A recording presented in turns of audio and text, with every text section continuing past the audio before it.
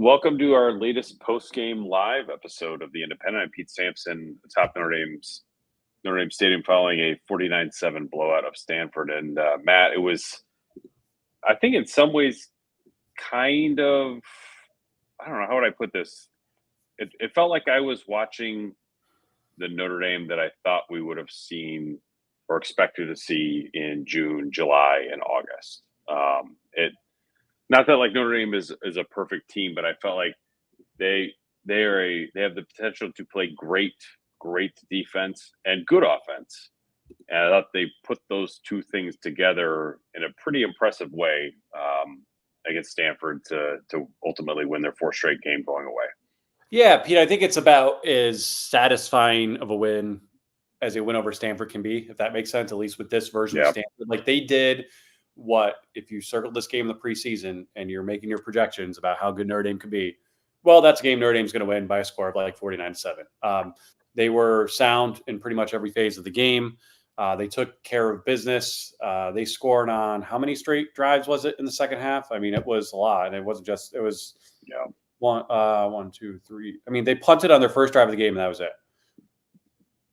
So they scored touchdowns. The joke would be that they benched James Rundell. Yeah, 5 straight punts before turning over on downs to end the game. And they fumbled it on one drive after 2 opening touchdown drives. So, I mean, like, look, the competition is what it is, but we also knew that coming into the season, right? I mean, Stanford's still probably better than Northern Illinois. They're definitely better than Miami of Ohio. And Notre Dame, after a bit of I wouldn't call it alarming start, but not the best start in the world, falling behind early, removed all doubt. Like they did. It wasn't Purdue-esque because Purdue, I just felt like I was watching 2 teams playing different sports, and Stanford at least was like functional. Stanford is a competent football team. Yes. Well, Purdue almost won today with a backup quarterback in Champaign. But it was the ho-hum victory they needed. They have not really had one of those yet, other than, again, Purdue. They have not had one of those at home.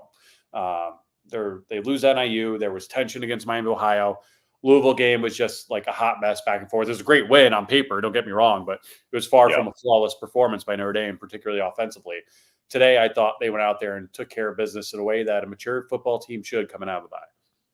Yeah, it was a mature performance. That's the best way to put it. Yeah, their drive chart after the punt, touchdown, fumble loss, Bo Collins, touchdown, end of game. So it was, and I thought like Riley Leonard today, it looked like not only was he running the plays that he wanted to run, he was also running the plays Mike Denbrock wanted to call. Like there was something Riley Leonard said after Purdue that sort of stuck with me about, when Denbrock calls something that I don't like, I'm just going to take off and run, essentially, was the way he phrased it.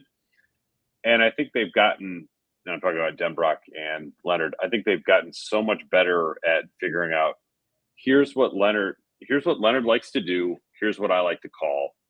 Let's find the Venn diagram of those two things, and let's build the game plan out of that. And whether it's sort of the comeback route to Bo Collins to sort of start it off, moving the pocket a little bit more, screen games, trusting the receivers to take a deep shot. It was funny, Riley Leonard was asked sort of about like spreading the ball around today. Trying to think of how many different receivers caught passes, and Leonard kind of half joked like they've been open the whole time. I just haven't been able to find them.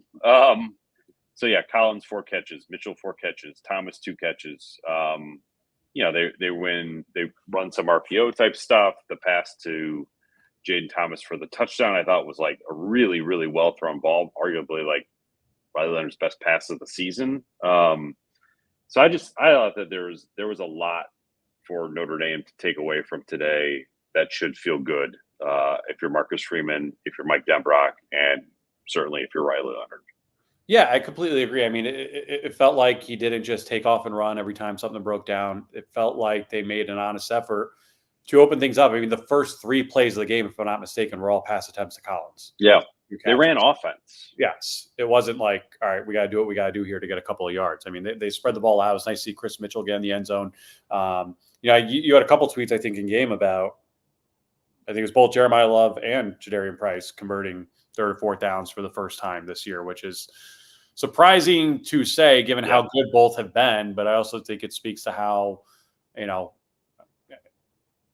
don't want to say one-dimensional because it's still running, but it's like you knew they were going to run Riley Leonard on any third and short play or fourth and short play, and why wouldn't you for the most part? That was your bread and butter. Jeremiah Love, I mean, when you watch that guy running downhill, and I know I said it last week or last game against Louisville, it's like a bowling ball. Like, get out of the way. Like, he just does not look like a guy I would want to tackle if I saw him coming my way with the ball. It was like it's a bowling ball, but like aerodynamic. Like it's like underestimate was a bowling ball. Like Jeremiah Love feels like a sports car, like a souped up muscle car kind of thing. Like he is, man, in the open field, like that's hot. He looks like Georgia player. What do you want to say? Yeah, man, that was a good looking running back out there.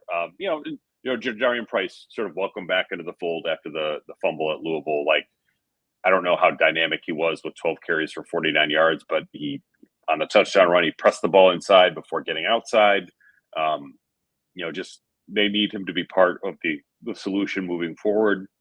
Defensively, Bryce Young, I asked about Bryce Young of Marcus Freeman post game, basically like, where's this going with him? Because you can see he's got the whole thing, and he's like, I thought it was an interesting answer because he talked about how they actually maybe put too much on his plate and took it off.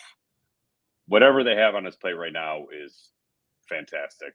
I think that he is one of their best defensive ends, and certainly gives them something that no other big end gives. So for a team that lost Boubacar Traore, lost Jordan Botelho, to get Bryce Young coming on, Logan Thomas coming on, Josh Burnham back, Gabe Rubio into the mix too.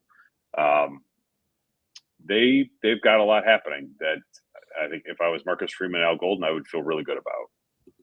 Yeah, I mean, Howard Cross back-to-back sacks on the opening drive of the second quarter. A couple big plays there from him. You saw, I mean, Morrison had a pick that got negated by I think it was Ryan Mills offsides, and Xavier Watts. No, it was RJ Oben. It was RJ Oben, the box score in real time, to Mills, and then Watts had a phenomenal pick that got negated by Morrison penalty on the same play. But I mean, you saw those athletes over the field, across the field, making plays. I mean, Joshua Burnham, we talked about him coming into this game, how valuable a piece he would have to be for this defense long term. We weren't sure of his health coming in, and he looked full go today. I mean, I think I think it technically goes down as a fumble recovery, but it does completely pick off the pitch. Terrible pitch by Ashton Daniels. It was a really big play at a time in the game where the result wasn't in doubt, but it wasn't the laughter that ended up turning into. I mean, halftime was 21-7, and again, Notre Dame asserted itself as the better team. Stanford, I think, got a little too cute trying to get that final playoff at the end of the half for a field goal. You're just not going to be able to spike a ball with 1 second left on the road at that. But I mean, we've seen Notre Dame blow bigger leagues before, or at least been in more precarious situations before. Like, it wasn't, you didn't go into the second half thinking like, all right, they can run out this game with the backups, but they were so dominant in the third quarter that by the time the lightning delay comes, I'm guessing most people did not come back to watch the fourth quarter shy of the parents of the backups who actually ended up playing, because the game was in doubt at that point, or not in doubt at that point. And immediately my first thought, as I'm sure everyone else's did, was like, all right, don't even think about putting Riley Leonard or any of the frontline guys back out there. Yeah, it was like you said, I think at the beginning of the show, like it was a very mature business-like performance. Like we both covered games, some Brian Kelly, some Marcus Freeman, where it just doesn't feel like it's in control and you're a play or two away from things turning against you. This one had none of that. Defensively, they gave Stanford nothing to work with. And that's certainly not a surprise. I think Ashton Daniels is a good player, like he's a creative quarterback. They beat the crap out of him. I had concerns whether he was going to be able to finish the game. I mean, ultimately they pulled him because they didn't, the game was too he far did out of lead hand. for a period of time, and Yeah, but it's like toward the end of the first half, he got knocked out. It just Stanford, for how creative they are offensively, they couldn't do a damn thing today. After that first drive, I think that they were averaging, I want to say, between after the first drive until the weather delay, I want to say they were averaging like 2.9 yards per carry on their plays between those, and that never really a threat to score. So I mean, overall, it was a performance offensively that felt like progress. Defensively, it was just like, this is kind of who Notre Dame is. There was nothing surprising about how Notre Dame played defensively at all.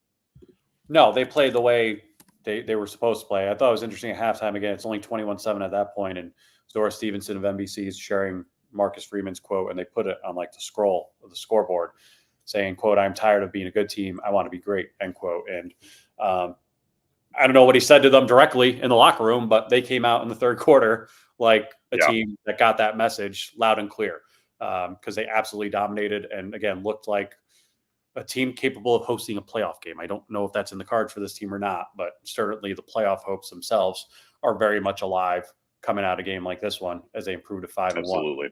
A reminder, all you guys tuning in on YouTube, please continue to submit questions. We're going to get to those in a couple minutes here. Appreciate all the followers and subscribers on there. We've been going live post-game and midweek every Wednesday with special guests. Thank you again to our sponsors at Obvious Shirts. They make great crew necks and shirts like this one, Saturday 3:30. There was a Saturday 3:30 game today. It didn't end the way most 3:30 Saturday games do. Previous guest Mike Golick Jr. for that.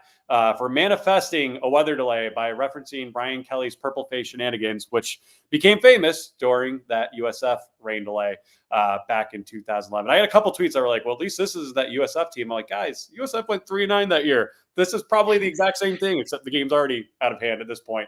We did see a quarterback switch coming out of the locker room, albeit one for far different reasons than we did back then as well. But thank you to Obvious Shirts, and thanks to everyone who subscribed and continue to subscribe and download us on Apple, Spotify, or wherever you get your podcasts, and leave a 5-star review while you're at it. Also want to thank Roback for being a sponsor of the show. All listeners of The Independent can get 20% off their first order at roback.com by using the promo code Irish.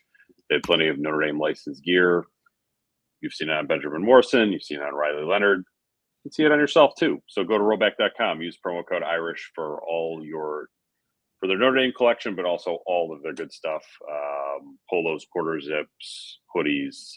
You can go to roback.com, promo code Irish for 20% off. I Googled the Vanderbilt score while you were saying that to see if our buddy Clark Lee's riding that hot hand from last week. They were tied in the second quarter at Kentucky 7-7. So the Domes on Domer shirts was a big seller this week, 40% off. I will personally extend that sale if Vanderbilt builds a 2-game SEC winning streak with a win tonight in Lexington. Want to get to questions? Let's do it.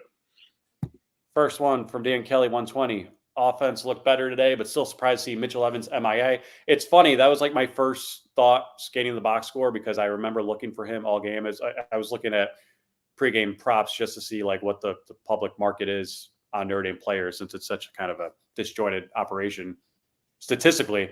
And Mitchell Evans over under was like 15. And I'm thinking that sounds like easy money. Like he's eventually going to be fully healthy and look like one of the best tight ends in the country. And you look at the box score, they had 11 different players catch passes for them. The center, Pat Coogan, had as many receptions as the tight ends did and had more yards. Did not see that one coming.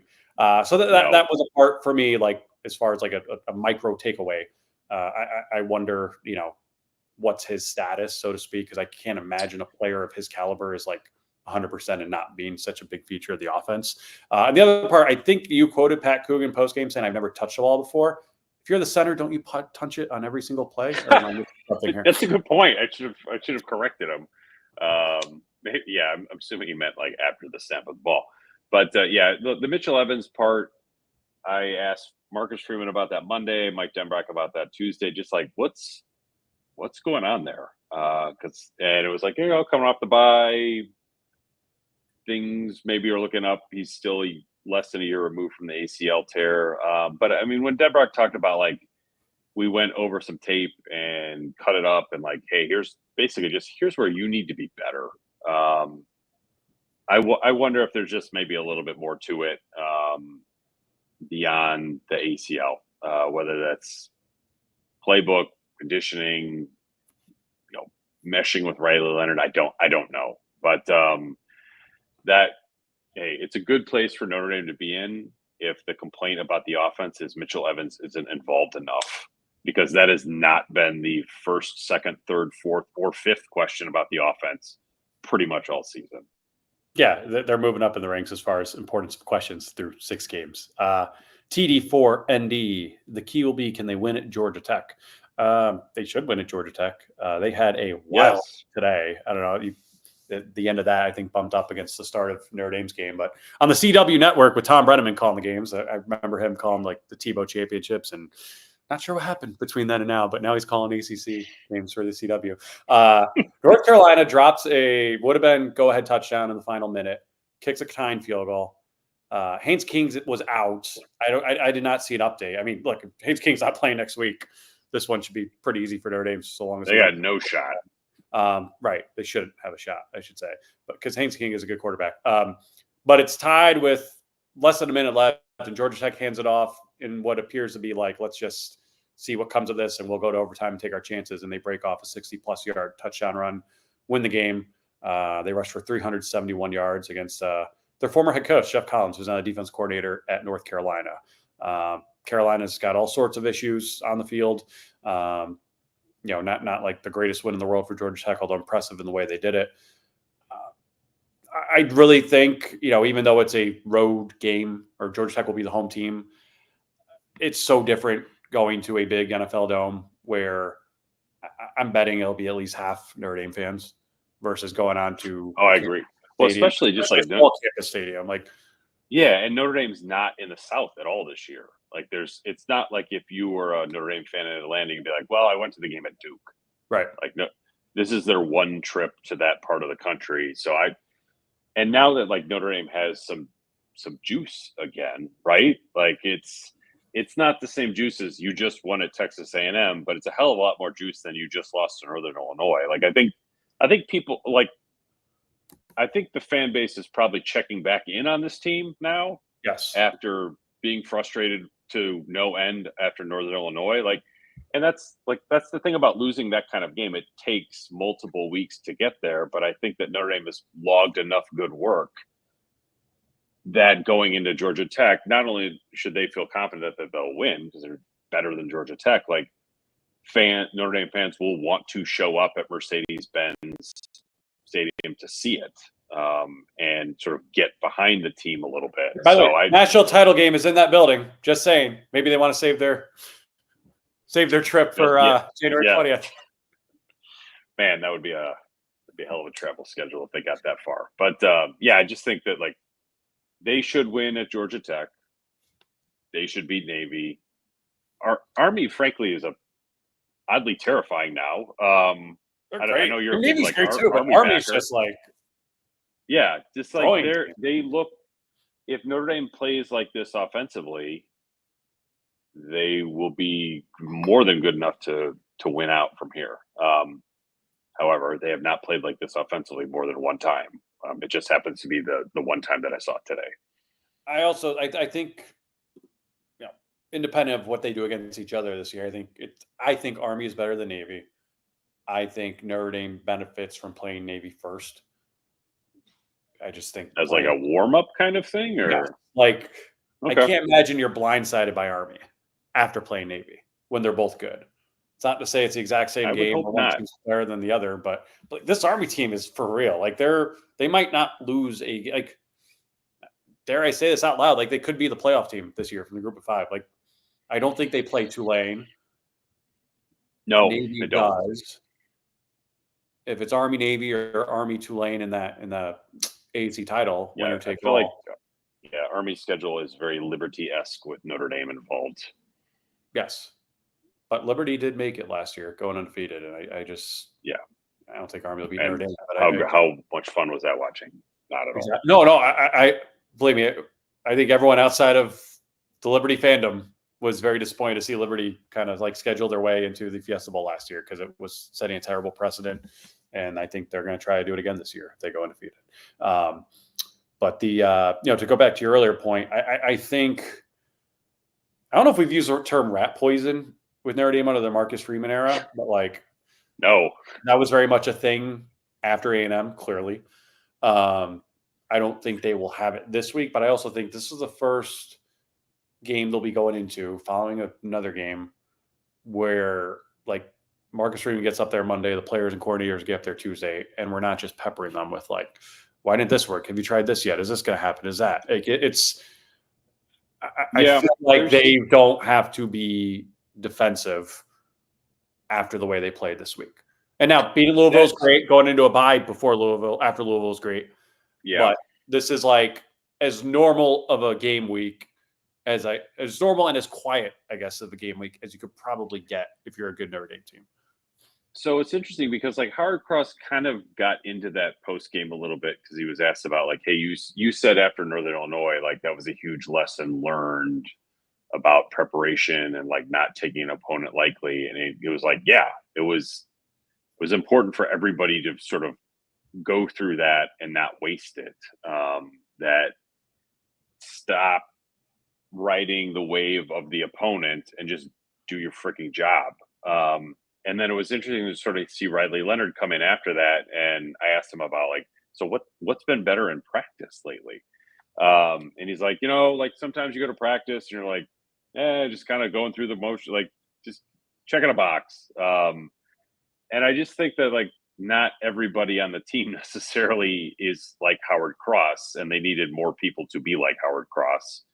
And I don't think that the failure of Northern Illinois will suddenly be wasted because they won 4 straight.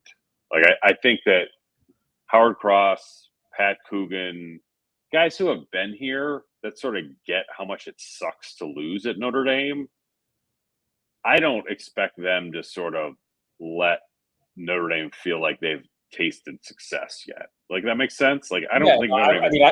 That's why I added this question because I was going to have it next, and you kind of answered it already. But the 2 guys you just mentioned are not captains. Nothing against the actual captains, but Cross in particular did not make sense to me preseason when he wasn't named one.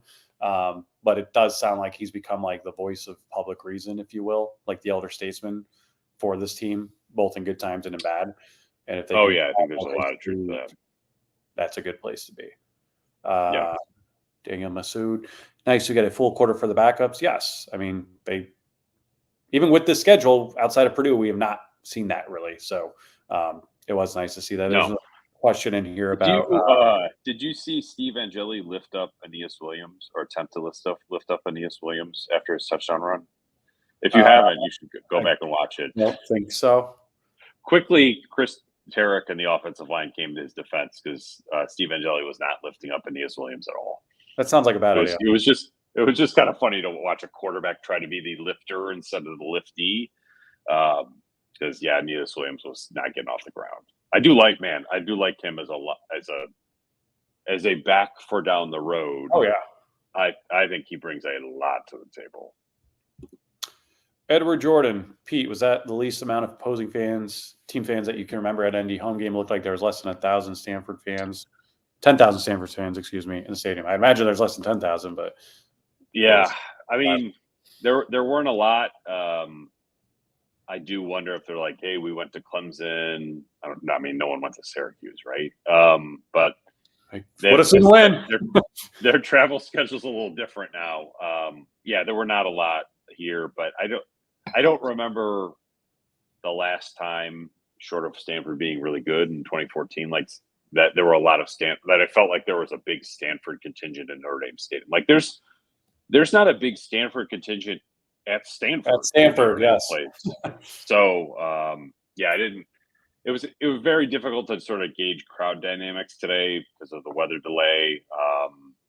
But I mean, overall, like I thought Notre Dame Stadium was fine. I didn't really hear much from Stanford at all, but like they scored at the beginning and that was it. It was the whole game for them. It was over in 5 minutes. I mean, I think the fact that Stanford's in the ACC now and did not get a Big 12 or a Big 10 invite, like most of its ex-Pac-12 brethren did, is probably indicative of the lack of support publicly for that program. They could thank Jack Swarbrick, former Notre Dame athletic director and Stanford alum, for basically banging the drum to get them into the ACC. And I do wonder if they regret that after seeing the Pac-12 patch itself back together. But yeah, I mean, I don't know if I've ever gone to a Notre Dame Stanford game or even watched a single Stanford game wherever they're playing, thinking like, boy, this is going to be something as far as like the presence they have. Yeah, it's like, I mean, when they had Andrew Luck or like the Christian McCaffrey teams, like when Notre Dame would play out there, it felt like a legitimate road environment. Last year, Dinah, Sloan, and Tate went to the game because we all went to Northern California, and my kids thought it was the greatest football stadium ever because they got an entire row to themselves and their concessions were awesome. Like it was like people couldn't have been nicer. It's not a hostile Like spring football. My kids love that. Yeah. Yeah, exactly. That's kind of what it felt like. Spring football with like an actual opponent. Adam B, are people going to stop calling for Angeli now? Huh. No, I mean not if Leonard throws. Well, no, yeah, not if Leonard that's throws. What people do. I mean, thank God for Micah Gilbert. Otherwise, Steve Angeli's stat line would just be like we couldn't ignore it at all. Like I think, and here's the thing: like after that throw, which was nice, that was a really nice pass. People were like, "Hey, Leonard can't do that." Like, yeah, you're probably right. Well, what about like the 97 carries that Leonard has had this year? Because I don't think Angeli can do that. And that's really what the offense has been built around. And then they want to add the RPOs into it, which they did today. They want to add the screen game into it, which they've done the last couple of weeks. They want to take what Leonard does that Angeli cannot and then build on it. You're not going to turn Steve Angeli into like a zone read quarterback. You're not going to turn him into a scrambling threat on short yardage. So that's I don't know if people sort of like get that there's just something that Leonard does that other quarterbacks cannot, and they want to coach up the other parts. And there's not, like with Angeli, he's not going to be able to do the thing that Leonard does so well, and that's run the ball. What I just bring this up because the backups did get in, and I know Marcus Freeman addressed it a little bit publicly, but what exactly is the like status of CJ Carr health wise? Yeah, so I watched him walk out of practice on Tuesday. Seemed fine, no brace on the elbow. I think he just got hit in the elbow, and then he hopped on his bike and rode away. Like he seemed totally fine. So I don't know if he just got like a bone bruise or something of that nature. I'm not really sure, but you wouldn't look at CJ Carr on the sideline or walking out of practice and think, "Ooh, this guy's really banged up." So I think he got dinged in practice and it's kind of coming along since. So it doesn't strike me as something that's a serious concern. Ron Kotecki, Burnham and Rubio are helping bolster the line. Agree with that. Agree. I mean, I just thought the line in general today, Yes. and again, you got to like take the competition into account, but that was my biggest concern about this team moving forward in light of the bye, in light of the injury news, was that depth is getting tested. You've lost two different Vipers so far. You haven't gotten the production out of some of those guys that you expected to get right now. And I thought you were counting on guys a lot more than you thought counting on guys who in the preseason you did not plan on counting on as much as you did. And I thought Josh Burnham answered the bell today. I thought the frontline players, I mean, if you look at this box score alone, Mills, Cross, they got sacks, they got big plays from their frontline players today, which I thought was important up front. Rubio almost doing what Burnham did on the exact next drive, I thought was impressive as well from a guy who obviously we had not seen any of this season. Long term, that's my biggest concern with Notre Dame. The defense is great, but like, boy, have they been stretched thin so far this season. How much more can they take? We're only halfway through the season so far. And that's where Burnham and Rubio are like, they're finally adding to the pot now, opposed to taking guys out of it, like Traore and Botello. I think it's, to me, could the lack of a freaky pass rusher hurt you at USC and Miller Moss? For sure. Is it going to make a difference at all against Haynes King, two option teams, Virginia, and whoever the heck Florida State wants to play at quarterback, probably not. It's kind of one of those, like, at the end of the road, the lack of natural pass rushers might hurt Notre Dame on the next 6 games that they play, or certainly the next 5 games they play. I'm not sure it's going to make that much of a difference. There was a sign last week that went viral at Clemson, Florida State. I don't know if you saw it. It said, "Hey, Clemson, can you take DJ back with you on the way out of town?" I hate to laugh, but the guy's like my age, and he's terrible. I feel bad for him, but I don't know if Notre Dame fans will be seeing him this year. I don't know if that's for better or for worse. Or ever again. Yeah, probably not. Mojo. Was Love limited injury-wise anyway? Price got double the carries, and it felt like Love was just absent for a few drives. I wondered the same thing watching in real time, although he didn't play like he was injured. No, I wonder if they were trying to make an effort to, like, all right, let's get Price back on the horse here after getting benched against Louisville a couple weeks ago. And, that paid off with the touchdown run. So I would love to see Jeremiah Love get a lot more touches than he does, because he is a really, really, really good running back. However, do you need to force that issue in a game you won 49-7? Probably not. So yeah, he had 6 carries for 53 yards today and 1 catch for 25 yards. 7 touches, not a lot of touches. But in a game you win by 42 points, not that big of a deal. Also, like, I think that this is a sign of healthy offensive discourse. We're talking about, will Mitchell Evans get back to full speed, and, like, why can't they give Jeremiah Love more touches? This is a lot better than, like, they chose the wrong quarterback out of the portal and Mike Dambrocca is only good with a Heisman Trophy quarterback. Like, these are good things, guys. Or this is positive development for Notre Dame. Klaus Gasami, a semifinalist for the Doak Walker last year, and they're doing it again with Jeremiah Love. Hey, it worked. He ran for like 300 yards against Stanford last year after that came out. Sid Irish. Refs seem to be worse this year than years past. Really bad.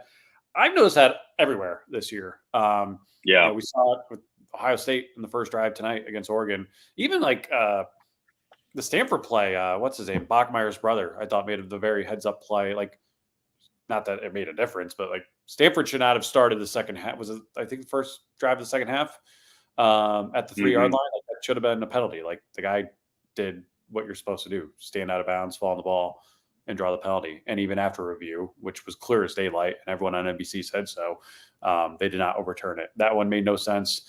I mean, there's just been the PI that Bo Collins drew that they picked up. Like, I didn't get that one either. But I'm with you. I think we all sort of process college football through the team that you're following and think, like, the refs there's malevolence on the refs' part. I really think it's a competence issue. We overstate malevolence and understate competence, and I think this is a competence issue across the board, not a malevolence issue.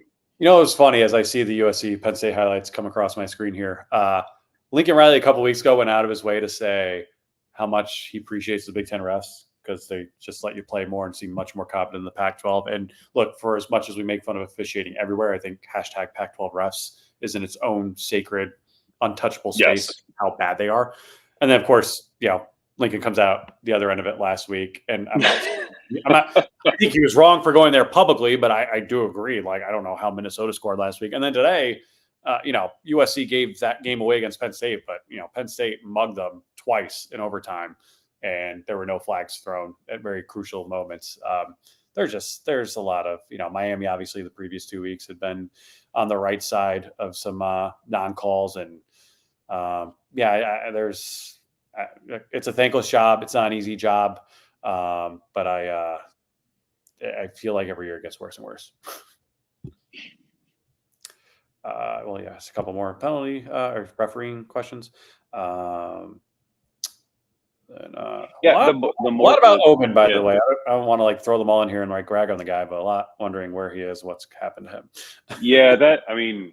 RJ Oben has been a non-factor on defense. And I would contend that, look, Bryce Young gave Notre Dame more today in the game than Oben has produced on the season. in terms of like statistical production affecting the play. So if Bryce Young can handle the whole defense, which based on Marcus Freeman's answer to my question about Bryce Young today, like that's maybe they're not quite there yet, which is fine. But if you can get there, maybe after the second bye, I think that that's a move you got to make. Because you look at Bryce Young, he is the equivalent of Jeremiah Love at defensive end in terms of how he is put together. That is somebody you want on the field as much as possible. So as soon as he can handle it, get it. You gotta get after it with Bryce Young, I think. Vanderbilt takes a 14-7 lead at Kentucky in the second quarter. Get those doors, anchor down while they're hot. Dan Kelly 120. I thought maybe at the end of the third quarter we're going to get Jim Cantor to join the pod. Another Dome on Domers. I know that name. I know it's the weather guy. I need to like Google him right now. I mean, I trust your word. He's got a hat on every picture. That doesn't count. He's got to embrace the ball. Yeah, it's amazing that it stays on. I think he's been busy this week with more serious issues than the last couple of weeks. More serious issues than Notre Dame Stanford lightning delay. Dynastic Vision with some love for the sponsors. Just all right. That's the Irish hoodie from Roback using Irish 20. Amazing fit. Love it. Kevin Landers with a keen eye. That is a spotted cow. Never leave the state of Wisconsin without it. Yeah, I always get spotted cow. And when you're home watching like an awesome lineup of football and you're just sitting on the couch, yes, I like to treat myself. Dan Kelly, presumably in response to my Tom Brenneman comment earlier. If you're a betting man, you've made a lot of money on Nick Castellanos home runs over the last 3 years, and God bless you for it. Daniel Masood. The slants, good, successful slants today. Four touchdowns. It was beautiful. Yes, it was like. Now you mentioned it, yeah, they've not like run their offense like that this year yet. Yeah, we watched like there was offense was happening. Like I thought, like the RPO type stuff, the throw to Thomas that needed to be perfect was, and that's why I sort of get back to what I said earlier in the show. Like I feel like Riley Leonard is running the game plan Mike Denbrock wants to call. Like at the beginning of the year, I thought Denbrock did a great job at A&M for calling the game he had to call, not the game he wanted to call. Obviously, that fell apart a week later against Northern Illinois.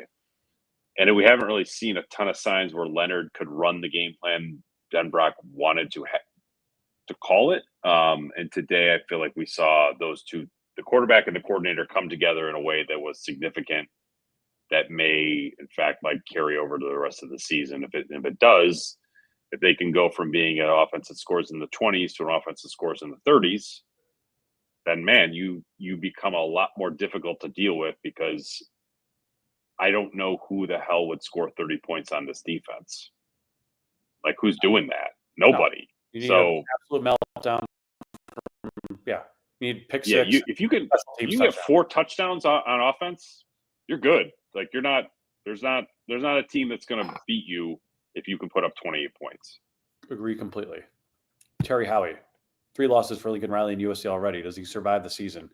Yeah, because he's on a 10-year deal and it would probably cost $80 million and change to get rid of him. But I think there's some buyer's remorse there. It's a new administration there, which probably doesn't work in his favor. But boy, like even is he 5-8 in his last 13 games? Yes, they finished 2-5, and now they're 3-3. It's just not like, if you're a USC fan, that's so frustrating because they've lost 3 Big Ten games, and they've lost all 3 by giving up game-winning drives in the fourth quarter. And it's like validating. I think Daniel Lynn was a good hire, and I think he's doing the best with what he has, but like the personnel does not fit the scheme defensively. And like, there's just like, it's the Big Ten. You're going to have to win ugly. And they're losing ugly. They lost to Michigan when Michigan threw for 32 yards. They lost to Minnesota, who could barely walk and chew gum at the same time on offense at times this year. And they lost to Penn State when they were up 14 points in the second half. And they gave up 2 4th-and-long completions to Drew Aller, who I did not know had that in him. Like, it's just – and it's only – the worst of it, schedule-wise, is behind them from a Big Ten perspective. So I do wonder, like, you know, do they take care of business against the teams they're supposed to take care of business of? Do they go into the Notre Dame game at – what would it be, 8-3, and like they're not. I mean, I don't think they will because they just lost at Minnesota. Like, right? When you lose at Minnesota, everything's on the table. No, I mean, like look, my perception of Rutgers took a big dip today after they got waxed at home. But like that was a game I had circled. Rutgers at USC on a Friday night. An angry Greg Schiano against now. Like I don't think USC will lose that game, but they could. They got to go to Washington, which is always a rough trip, but like it's a trip they've made before. I think they get Nebraska at home. UCLA's right there with Purdue for worst team in the Big Ten. I do think, there's talent. Like USC is always a dangerous team. Even the years where Notre Dame was beating them every year, like there was always that threat of like they've got a Juju Smith, they've got this, they've got Adoree Jackson. Like they're going to, like, if they get up for it and they don't turn it over, like they have Zachariah Branch. Right. And we saw that today. Like they should have won. They should have beaten Penn State, despite what the records say, and they didn't. So I don't know. I mean, there's definitely a lot of luster off that game as far as the rivalry perspective. I don't think Lincoln Riley will be coaching for his job unless he decides to dip out and take an NFL job. But I don't think the NFL wants him all that much after these past 2 years. So we'll see. I mean, that's a great rivalry. It's one of the last of its kind. It's obviously still alive, at least for 2 more years. There will probably be only one team with any playoff hopes going into that one, and USC certainly will not be among them. They are out. Paul Kindlon, Pat Coogan for Heisman. I'm glad a big Heisman trophy still exists. Heisman, it's got it, right? Yeah, I mean, it's not the same anymore. Realignment, everything. It definitely should. It should put Notre Dame back. That should have been a pick, by the way. Like that was a terrible throw. Yeah. I asked Coogan, so were you thinking I got to celebrate first down here, or was there something else you want to do? He's like, I didn't even know if it was a first down. He was just like, I think he was having an out of body experience in that moment, as he should have, because centers usually don't catch passes. No, I'm glad a big guy there got some credit. Who was it that should have got the touchdown a couple weeks ago? Oh, Emil Wagner. Yes. And they did not give it him, right? They didn't call it a fumble. Yeah, they gave it to Jeremiah Love. Yeah, not cool. Dang aside, Georgia Tech, Virginia, Army, Navy are combined 24. Florida State and USC are combined 4 and 8, just as we all expected. Virginia lost today, right? I think to Louisville. They did. Okay. They're not bad. Like they've turned a corner from being in the rebuild phase to winning some games phase, but it's not. Yeah. But in South Bend in November. Yeah. It's a kind of a what are we doing here if that's a close game in the fourth quarter. Yes. Patrick J. Sabowski, I don't know what to think about USC at the end of the year. It feels like Indy is way better than them, but it seems like they always struggle in LA. I don't know if that's actually true. I mean, Notre Dame has not lost to a USC team they should not have lost to since 2011, I think. I think that's right. Yeah. They got smoked in 14, but that was a broken team. Yeah. They got smoked in 16, but that was a really broken team, and that was a really good USC team. 22, they lost. Won in 18. They didn't play in 20. 22, USC was just a little bit better than them in 22. That was kind of a no shame in it. It was Heisman, Caleb Williams team. This is not a Heisman, Caleb Williams team. This is one of those games Notre Dame should win. So if they do, good chance you're punching a ticket to the CFP at that point. Irish drummer, last quarter in the stadium felt like a spring game, playing thunderstruck over the speakers as fans were entering the stadium after the lightning delay. It was a nice touch. For the record, since I had that one on my on my iPad, I went with the Peacock app, but it also aired on CNBC. I'm curious, what was your preferred channel of choice, Irish fans, for that one? It wasn't News Nation, which is what happened to the CW games that overflow now go to News Nation, which I'm not sure that I have that one. Jim Myman. Did defending Stanford's offense give you insight into how Notre Dame's D will fare against Navy and Army? Not really. I saw a couple questions like that. I did not come with that takeaway, but no, because they played a lot of nickel today. They won't against Army and Navy, and that's still going to be a legit test for the non-Kaiser linebackers.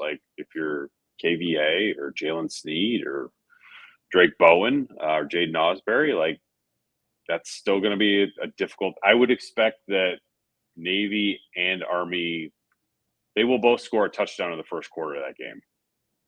Like, I'm not saying Notre Dame will be down because they might get the ball and go down and score right away, but Notre Dame will be under game pressure at the end of the first quarter in both of those games. Yes. Adam Bowers, I just went to Peacock. M. Todd Ford, Peacock. CNBC not getting any love here. Clint Novak, I think Marcus Freeman addressed this post game. He did. Get hurt on kickoff, or was he going in the game banged up? Going into the game banged up on Mitch Jeter, said he had a kind of a tight groin. And then when, the kickoff went bad, like, yeah, let's just kind of shut this down for the day. So that was your Mitch Jeter explanation. And also Jason Onye missed the game for personal reasons. I didn't really get into that post game. So I guess we will sort of see where that goes. Mitch Jeter's former school would be bragging about a win over Alabama today if they had. Oh, God. Yeah. Yeah, watch that a little bit pregame. Also, South Carolina did it, and I think Purdue did it against Illinois. Not that I'm a kicking expert, but I don't know why for onside kicks you don't just roll it on the ground slow as possible and trust that hands team to screw up, because that's exactly what happened in both those games where the kicking team recovered the onside kick. And you don't see that too often, so that made it a lot more exciting. But, yeah, no dice for South Carolina. Dan Kelly, 120 again. If you did this pod during the delay, Pete would be home by now. Pete would be in Atlanta by now. I mean, did it come down there? Do a live show during the game. Did it come down there? The rain? No, it was not. It was. I don't know if you saw the clips of like the Western Michigan game where it was hailing. I knew they had a delay, but I didn't know it hailed. The weather that we saw was not indicative of weather delay weather. Like, I've seen weather delay weather. This didn't feel like I get it. Lightning in the area is lightning in the area, but like from being in the press box, it rained a little bit, but not crazy. The sky looked very ominous, but it kind of like skirted by Notre Dame Stadium. So, look, it was a home game. There was an hour weather delay, and Notre Dame made a quarterback change right after the weather delay. Like we've seen this before. It's a team that's probably gone 3-9 this year. Yeah, so we've seen this before. I've covered this game before. Yeah, no, it was because in Chicago it looked similar, but it never, at least in my neighborhood, never came down. But there were a lot of like you're scrolling the box scores midday, and it's like delayed start, weather delay, and they were all Indiana, Michigan, nearby. Patrick Levy, there we go. I hit CNBC. Great to go. All right, there's always one. There's always one CNBC person. There's always one. Adam Bowers. Have we ever seen a year in the modern era of football where Army Navy are both as good? No, they were. The stat last week was the latest they'd both been unbeaten since 1945, and they're both still unbeaten. Navy had a bye this week, but they're both still unbeaten. And it's Army, Navy, Clemson, the true holdouts that won't take transfers, are a combined. What is it now? 17-1 or something like that. Yeah, Army's first 6-0 start since 1996, I believe. Really? So they had a couple 10-win seasons not too long ago. I would have thought somewhere in there they got that, but interesting. Yeah, about that, not since World War II. Oh wait, I gotta get a kicking question in here. I've been converted to a fan of the kick onside kick as hard as you can at the closest receiving player and watch it bounce off back to strategy. Thanks to Oregon. I like that too. Did you see that? I did not see Oregon's now. Oh, they just like drilled it at an Ohio State player, and like obviously you can't catch a football that's like coming at you at 100 miles an hour from 10 yards away, and it just bounced right off of him, and I think Oregon recovered. They did that. Have a very accurate kicker. It's like kind of a dude perfect onside kick style. I like it. That is really bright. Like the game right now is 22-21. There's never been a normal Oregon football game with a normal score, because they always either go for 2 or miss an extra point, or go for 4th down way too much. That should be a fun one. Patrick Levy, this was my philosophy as well. Hey, they make you pay for the channel, so you might as well use it. Plus, CNBC made it easier than Peacock to jump to other games during breaks. That's why I use Peacock. I'm like, I might as well get use out of it while I have it. And I did, much to Steve Angeli and the backups benefits.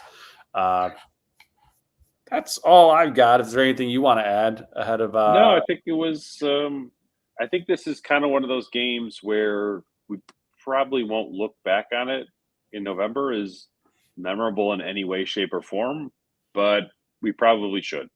if the offense continues to move in the right direction. I did not hear Marcus Freeman's halftime quote or whenever he said it to NBC about like, I'm sick of being a good team. I want to be a great team. But if they can pick up that lesson or that talking point and run with it, then today maybe will be like important in the bigger picture of Notre Dame football in 2024. So we'll see. I mean, overall, I think Notre Dame got better today. That's not something I think we've been able to say after every game this year.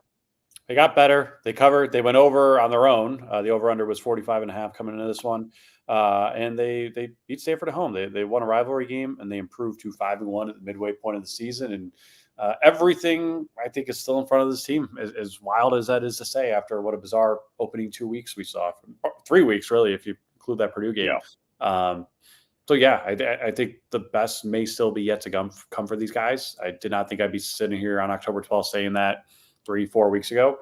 But you look around the landscape, you look at the 12-team playoff, and stuff has gotten very weird very soon. Vanderbilt, Notre Dame, playoff game. Who says no? Not I. I can do another behind-the-scenes story, see how that goes. All right. Well, I would love to see that. Yeah, we'll wrap up this episode of The Independent. He's Matt. I'm Pete. Thanks for being with us after Notre Dame's 49-7 blowout of Stanford.